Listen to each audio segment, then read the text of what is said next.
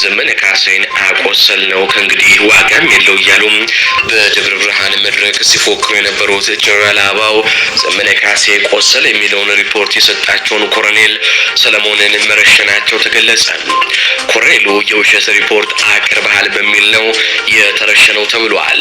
ይህ በመላው ፋኖና መከላከያ ሰራዊት በኩል መነጋገሪያ የሆነውን የዘመነ ካሴ የኮሎኔል ሰለሞንና የጀነራል አበባው ታደሰ ጉዳይ ምንድነው የሚለውን መረጃ ዝርዝር ይዘናል እናስደምጣችኋለን።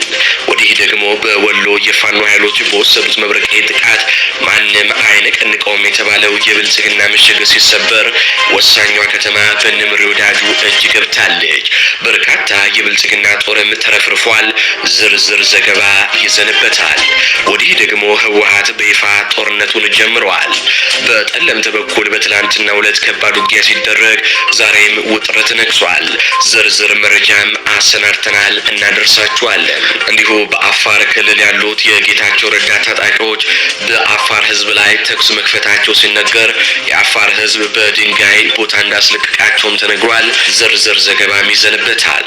ሰላም ጤና ይስጥልኝ አድማጭ ተመልካቾች እንደምንቆያችሁ ከላይ በአርዕስተ ዜና ያደመጣችሁትን መረጃዎች ወደ እናንተ ላደርስ እዚህ ተገኝቻለሁ። የህዝባዊ ትግሉን የምትደግፉ እንዲሁም ሀገር ወዳድ የሆናችሁ አድማጭ ተመልካቾች ቪዲዮን ላይክ፣ ቻናሉን ሰብስክራይብ አድርጋችሁ የደወል ምልክቱን ታበሩ ዘንድ እንጠይቃለን። እንዲሁም በኮሜንት ድል ለህዝብ ልጆች ድል ለጀግኖችም እያላችሁ ለህዝቡ ሲሉ ጫካ የገቡትን ታጋዮች ታበረታቱ ዘንድ እየጠየቅናችሁ በቀጥታ ወደ መረጃዎች ያለፍኩኝ። እስከ ፍጻሜው ድረስ አብራችሁኝ ቆዩ። ቀዳሚ ወዳደረግኩት ዘገባ አልፋለሁ። አዛዦች የተማረኩበት ውጊያ ተደረገ። ህወሓት በይፋም ጦርነቱን ሀብላ ጀምራለች።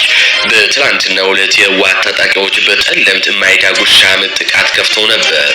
ጥቃቱን የከፈቱት የህወሓት ታጣቂ ምዕራብ ግንባር አርሚ 11 ኮር 113 ደደቢት ክፍለ ጦር ሰራዊት ሲሆኑ የአካባቢው የጸጥታ ኃይል በወሰዱት የአጸፋ እርምጃ መደምሰሳቸውና የህወሓት ኃይሎች መበተናቸው የተገለጸ ሲሆን የደደቢት ክፍለ ጦር ሰራዊት አዛዥና የሎጂስቲክ ኃላፊው ከ3 ድሽቃ 3 ብሬን 20 ክላሽ የሞርተር ተተኳሽና ብዛት ካላቸው ጥይቶች ጋርም እንደተማረኩ ነው መረጃዎች የሚያሳዩ። እንግዲህ እንደሚጠበቀው ከሳምንት ጀምሮ ማስጠንቀቂያ ስንሰጥበት የነበረው የወልቃይት ውጊያ በይፋ ተጀምሯል ማለት ነው። ህወሓት በይፋ በጠለምት በኩል ጥቃት ከፍቷል የሚጠበቅ ነው።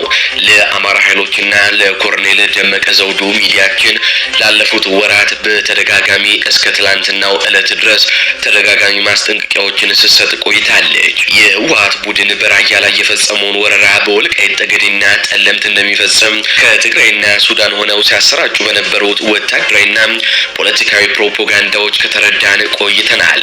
ይህንንም ለህዝቡም ሆነ ለኮሎኔል ደመቀ ዘውዱና ለተከዜ ዘብ ስናስረዳም ቆይተናል። አሁን ጊዜው ደርሷል። ህወሓትም ጦርነቱን ከፍቷል። የህወሓት ኃይሎች በትላንትናው ዕለት የፈጸሙት ጥቃት ምንም እንኳን ቢከሽፍም በቀጣይ ከሱዳን ያለውን ጦር አስተባብሮ እንዲሁም በግብጽና ሻቢያ ታግዞ ወልቃይት ላይ ወረራ ሊፈጽም እንደሚችል ግልጽ ነው። አዳዲስ ሀገራትን ማምረት ብርቅ ባልሆነበት የአፍሪካ ቀንድ ህወሓት ጫካ ሲገባ ጀምሮ ያስቀምጠውን የሀገር ትግል ምስረታ ፕሮጀክት እውን ማድረግ የመጨረሻ ግቡም ነው። የህወሓት ስጋት ከአማራም ከኢትዮጵያም አልፎ የአፍሪካ ቀንድ ቀጠናዊ አውድን የሚረብሽ ነው። ይህ ቡድን የጎንደርንና የወሎን ታሪካዊ ተፈጥሯዊ ግዛቶችን ለመጠቅለል ግልጽ እንቅስቃሴም እያደረገ ነው። ይህንን ስጋት መቀልበስ ከአማራ ስትራቴጂካዊ የትግል ምሰሶች መካከል አንዱና ዋነኛው ነው። ከዚህ ጋር በተያያዘ ለኮሎኔል ደመቀ ዘውዱ አሁንም ያለን ምክር አንድና አንድ ነው። ከፌዴራል መንግስቱ ጋር እሰራለሁ የሚለውን የተላላ ንግግር በመተው ከፋኖ ወንድሞቹ ጋር ወግኖም የነዚህን የአገዛዙንና የህወሓትን ጥምረት ለመበተን መስራት ካልሆነ እንደ አማራው ለአማራ ካልሆነ አይድንምና ኮሎኔል ደመቀ ዘውዱ ካሁኑ ከፋኖ ወንድሞቹ ጋር ሊጣመር ይገባል ስንል ተደጋጋሚ ማስጠንቀቂያችንን ዛሬም እንሰጣለን። ወልቃይት ላይ ውጥረቱ ጨምሯል። ከሽሬ ወደ ማይጸብር የሚወስደው መንገድም አሁን ላይ ተዘግቷል። በትላንትናው ዕለት የህወሓት ኃይሎች በጠለምት ሁለት ስፍራዎች ላይ ጥቃት መክፈታቸው እንደው ይታወቃል። የአካባቢው የጸጥታ ኃይሎች በሰጡት የአጸፋ መልስም ሁለት ከፍተኛ ወታደራዊ አመራሮች ቀደም ብለን እንደነገርናችሁ እንደተማረኩ ይታወቃል። በዛሬው ዕለት ደግሞ በሌላ አቅጣጫ ውጥረቱ ጨምረዋል። ካለፈው እሁድ አንስቶ ህወሓት በሽሬ አቅጣጫ ከፍተኛ ኃይል ማስጠጋቱ እየታወቀ ሲሆን ከሽሬ ወደ ማይጸብሪ የሚወስደው መንገድ ከጠዋት አንስቶ እንደተዘጋም ምንጮቻችን አስረድተዋል። መንገዱ የተዘጋው በመከላከያ ሰራዊቱ እንደሆነ ምንጮቻችን ገልጸዋል። እሁድ ዕለት በነበረው የዜና ዘገባችን ከኢትዮጵያ ለመገንጠል የቀረን ወልቃይትና መሰል በአማራ እጅ ያሉ ግዛቶችን ማስመለስ ብቻ ነው። በኃይል መሬታችንን እናስመልሳለን። ከኢትዮጵያ ምንም የቀረን ነገር የለም ሲሉም ገብረ አዴት የተባሉ የደብረ ጽዮኑ ህወሓት ቃል አቀባይ መናገራቸውን መዘገባችን ይታወሳል። እንዲሁም ከሳምንት በፊት በነበረው ዘገባችን ደግሞ ጄኔራል ታደሰ ወረደ ወልቃይትን በኃይልና ኃይል ብቻ ነው የምናስመልሰው ሲሉም መዛታቸውንም ሚዲያችን መዘገቧ ይታወቃል።